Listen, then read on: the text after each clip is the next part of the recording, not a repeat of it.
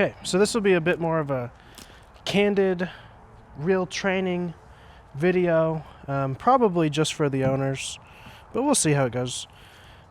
This is Miss Blue. She is a Weimaraner. Gonna get the elephant out of the room. She's clearly a little bit overweight, but she comes from Dallas, and she's pretty nice. She's just been very, ironically, independent in that she kind of gets away with things, and you see how she's looking clear away from me. This is a constant trend. Or dependent in the fact that she uses the emotions of, that build up when her owner leaves the room or leaves the house, to do destructive things, right? Kind of building up that tension and then using that as fuel. Good, but I want to promote her looking at us as much as possible. So here she's sitting. Yes, good job. All right, heel. And I'm going to be tapping on the collar there until she looks at me, and then I stop, right? And then I, of course, come in with a lot of praise, and I'm like, oh, good job, very nice. And you see she keeps trying to tuck her head under the leash like that. These are all very on-purpose behaviors, right? It's avoidant, or it is to undermine, or to get you to stop, or just to have kind of a one-up. Anything really to just one-up on you a little bit. Sit. So here I ask her to sit, and then she looks at me right away. That's so good. Miss Blue. Yes. Good job. So typically, and what I was potentially going to show there is sometimes lately, since I got her in training, I'd ask her to sit, and then she'd turn and face the other way, right? That's very clear, kind of middle finger behavior, right? Let her go ahead of me, and then I just kind of tap on the leash with a little bit of leash pressure back towards me to draw her back, right? Very nice. To promote paying attention and staying in line. Yes, good job, heel. Right, so she might drift ahead of me, which she did not that time. Very good. You also notice her mouth kind of twitch there and quiver. She has these very strange kind of stress responses, right when she doesn't want to do something or she seems a little frustrated.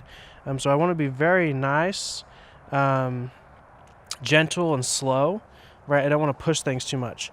I can add a lot of guidance to sitting, which is what we've been doing, by kind of pushing down on her back end and lifting up on the leash at the same time, right? That's going to just kind of gently swoop the dog into a sitting. I don't really have to do that anymore. Just want to show that's how we got that across. Again, she ducks her head under the leash. I bump backwards to get her to stop from pulling ahead because she was trying to just walk away. Let's get this straightened out. Heel. All right, so let's just increase the speed here a little bit. I've done a lot of talking and moved very slow. There you go. Want her on and off the board. Sit, sit. Yes. Heel. Good job. Heel. Again, bump backwards to get the dog to slow down, or so we can turn ahead and left turn around her. Very nice. All right, and then we'll get her to sit. Yes. See, she's looking at us much faster. She has a little bit of eye booger stuff going on there. Very nice. Cleared up. You're welcome. Heel. Okay, this time we'll just walk straight backwards. Yes. And we'll draw her back and then draw her forward. The benefit of this chain collar here is I can freely swing it around the other way so it never gets on her face or tangled. Sit. Good job. So we're tapping. Yes! And it's on a very low level, by the way. She is a very, very, very sensitive dog. Yes! Good job. Heel. So this has up to 10 levels on this particular device. And I'm really only on a 2 or 3 pretty much this whole time. And she still sometimes even overreacts. Good. So see, she's bucking backwards or pulling backwards. I have very firm leash pressure forward, and then I'm tapping on my collar to bring her forward. And I move away from her a little bit to add a bit of negative space so that she also can't lean into me, which then she would never move forward, actually. Good. And then the following time is very easy. So sometimes with training dogs, something might look very difficult or even feel difficult to do. Obviously, that's a lot of pressure to put on the dog there. But if you're able to get through it, the following times are a lot easier, and it alleviates a lot of stress for the dog because they then know what to do. You'd be surprised how many issues can be solved. Good job! And how much better your relationship can get if the dog simply knows what to do and knows that they can't get away with it. Okay? Heel. So she's trying to walk to my right-hand side. The dog's always going to walk on the left. I slightly block with my knee, and I just add a little bit of leash pressure back to my left-hand side, and she swings into heel. So here I'm again tap. Yes, good job.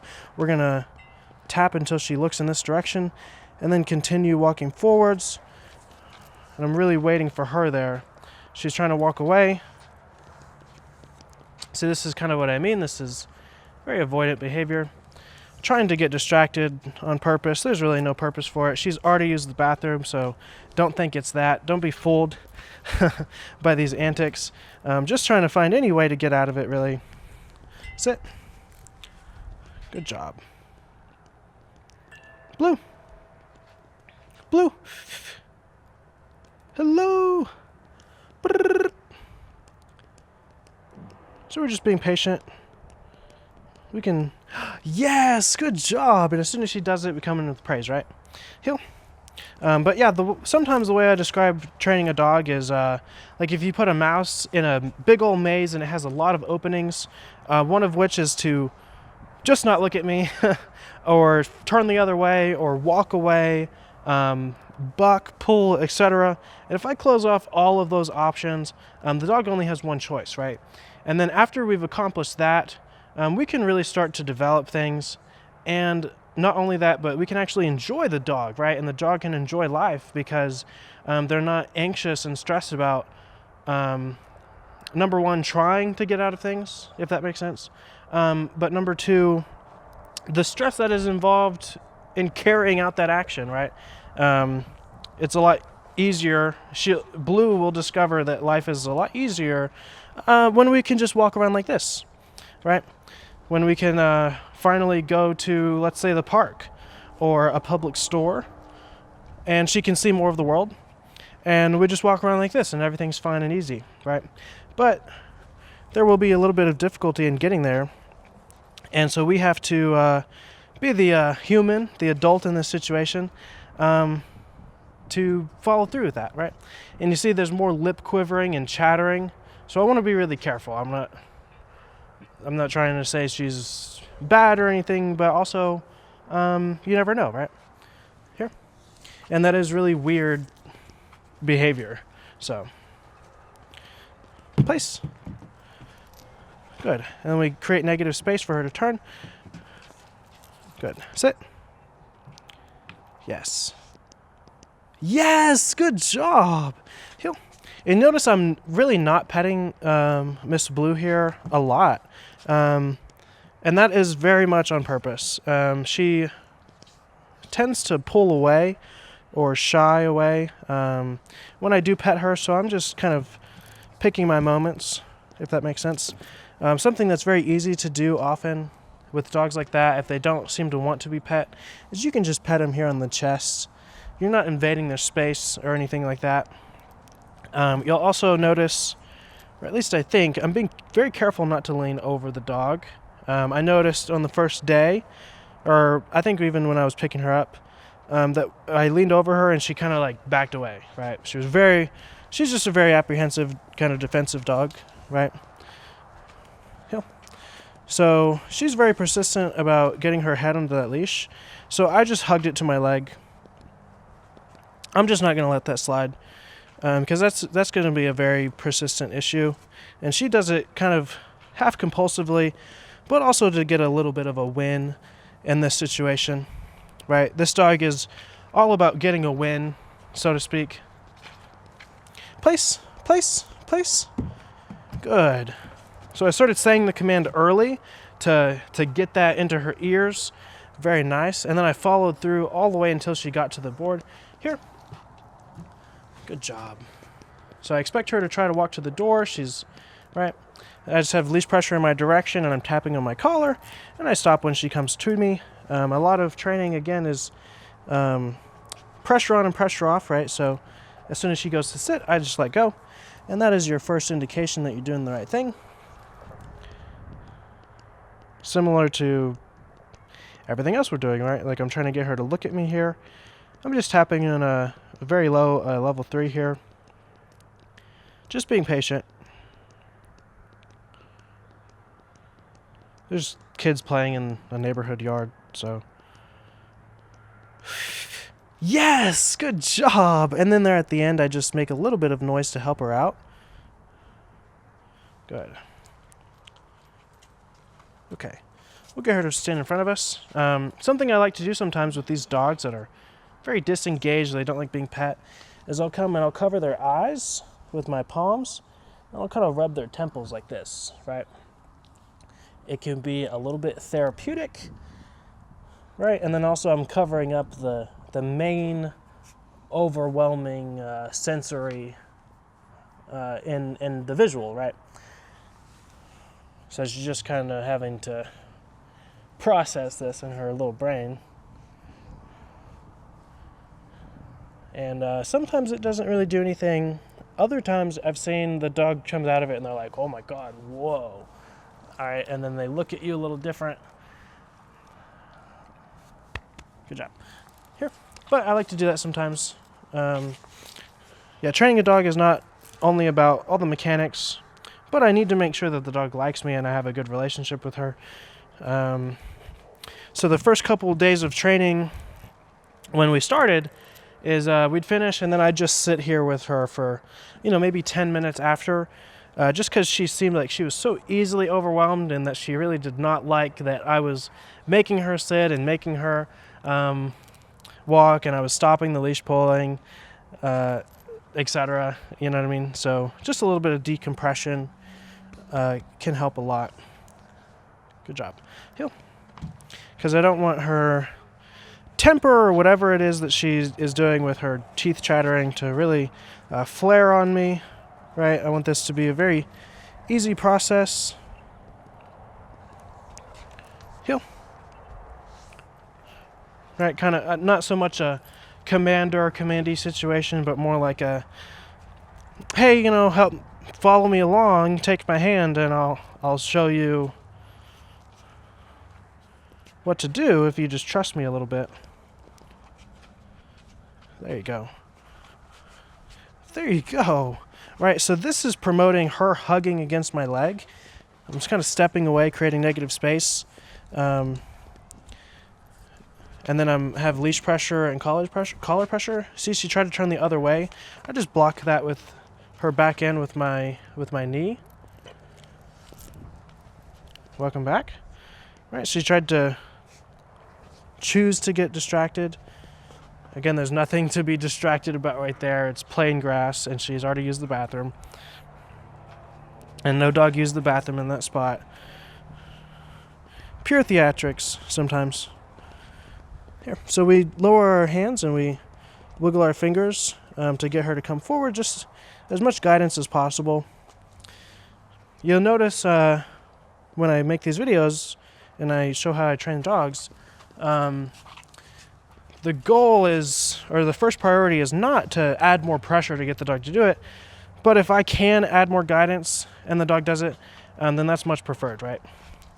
You want the least aversive, minimally invasive option. I mean. Good job. So you see here I'm petting her and she's just kind of like throwing her head around trying to get out of it. Good job. Oh, never mind. She's kind of settled her little chin in there. This is the first time, so I'm really happy about that. Good job. Heel. Good job. But it should be pretty clear in this little video how much she is avoidant and tries to get out of stuff. I mean,